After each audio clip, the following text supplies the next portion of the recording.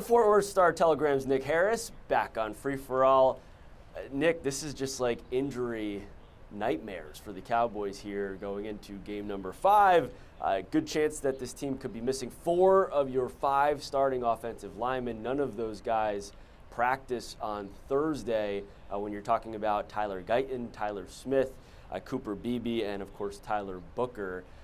When you think about the potential, Nick, that this team could be without those 4, and you've got 4 backups in there in front of Dak Prescott, are you more concerned about Dak in that passing game or the effectiveness of Javonte Williams in the run game?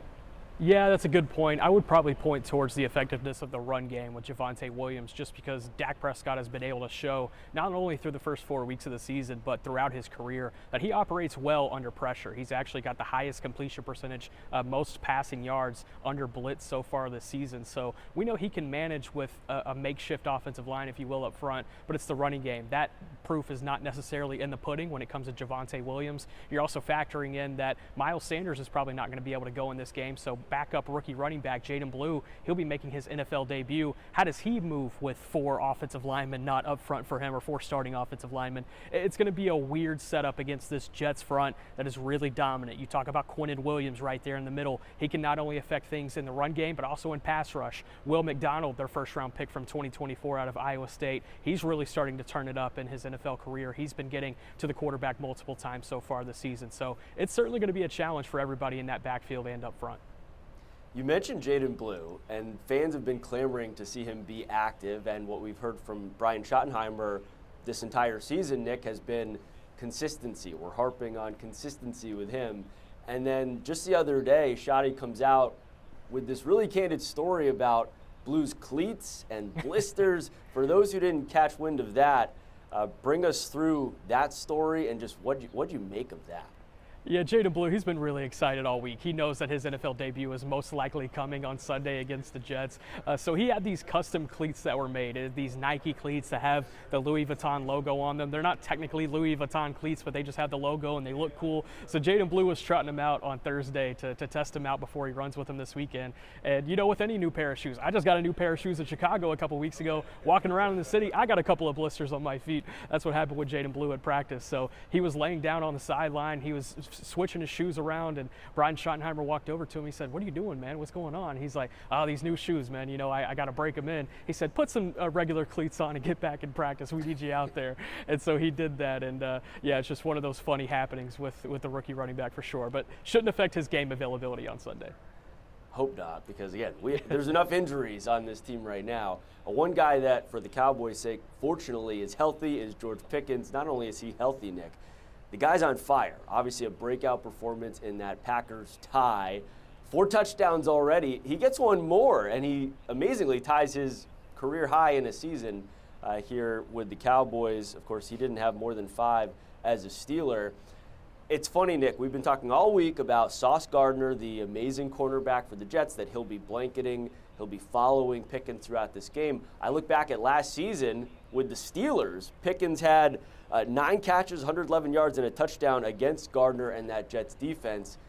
What do you make of this matchup with Gardner and Pickens, and can we see George really be explosive once again, even though we know that so much more attention will be headed his way after what he did against Green Bay?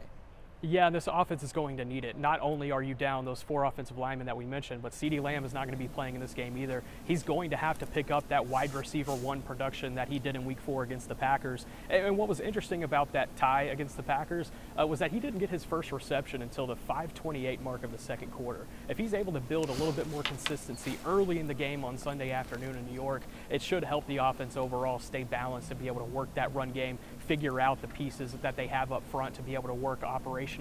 And George Pickens is going to be a huge part of that. If you're giving me one X factor that I need to choose in this game, it would be George Pickens. They need him to get going and have just as productive of a night as he had a week ago against the Packers. And you also factor in Kevontae Turpin. He's most likely not going to be playing in the receiving game. He was a big part of that Packers tie as well. They are going to be leaning on that number 3 quite a bit. 2 weeks ago, Nick, we saw Matt Eberflus go back to Chicago, the team that fired him last season as its head coach, face off against one of his former quarterbacks in Caleb Williams, and really watch his defense get embarrassed by Williams. So here you are heading to New York, and Eberflus gets to face off with another one of his former quarterbacks in Justin Fields, who I don't think has really inspired a ton of fear, in other teams early on in his NFL career, but seems to be playing well right now and obviously has the threat with his legs. Are you concerned for Flus's defense going up against another QB that he knows who has mobility? I am, and it's because of one thing you mentioned there, Jeff, and it's his mobility with his legs. You go back to that Monday night game against the Miami Dolphins. He had a 43-yard rushing touchdown. He's had multiple big runs already so far this season for the Jets. And that's factoring in that he's missed a game because of injury. So he's going to be fully healthy for this game, and you can bet that Aaron Glenn and what he's going to try to operate with his offensive staff, that they are going to want to operate with Justin Fields' legs quite a bit in this game, because Jordan Love, not only was he able to scramble outside of the pocket, go all the way back to week 1. Jalen Hurts had 2 rushing touchdowns in that game against the Eagles, as well as Caleb Williams in week 3, Russell Wilson in week 2. It's been kind of a pick your poison as far as mobility running backs. And Justin Fields, he's going to be the best mobile quarterback that they've seen so far this season. So there's going to be a lot of dedication toward trying to limit him and staying in pass rush lane so that he does not break free. But it's going to be tough. It's a really tough assignment. And you mentioned it, Eberflus, he talked earlier this week about being able to reunite with Justin Fields potentially pregame or postgame, and he had nothing but glowing things to say about his former quarterback. But I can bet that he's going to have a pretty good game plan ready to go for his former quarterback as well.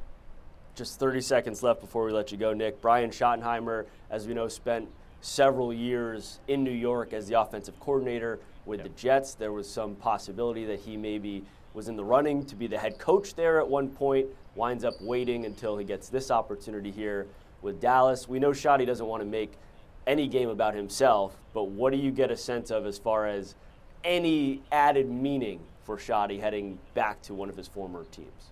Yeah, he's been back to New York since he left the Jets back in 2011, and it's been 14 years. But he was very candid earlier this week in saying that, I thought my opportunity passed me by in New York. I was getting these head coaching interviews. I was potentially having these opportunities, and then those calls quit coming. And he looked back and reflected on that time with not necessarily sadness, but more so just reflection this week. And I thought it was a really interesting point to talk about that part in his career and his time with Eric Mangini and Rex Ryan. But looking forward, he said he's really thankful for the learning opportunities that those were, and it prepared him for this opportunity today. All right, Nick, it's a lot to mull over, especially with these injuries. We'll see if Dallas can overcome that and keep the Jets as one of the 3 winless teams in the NFL. Nick Harris, so great to get you back on the show, my man. We'll catch up down the road. Appreciate it, Jeff. Y'all have a good one.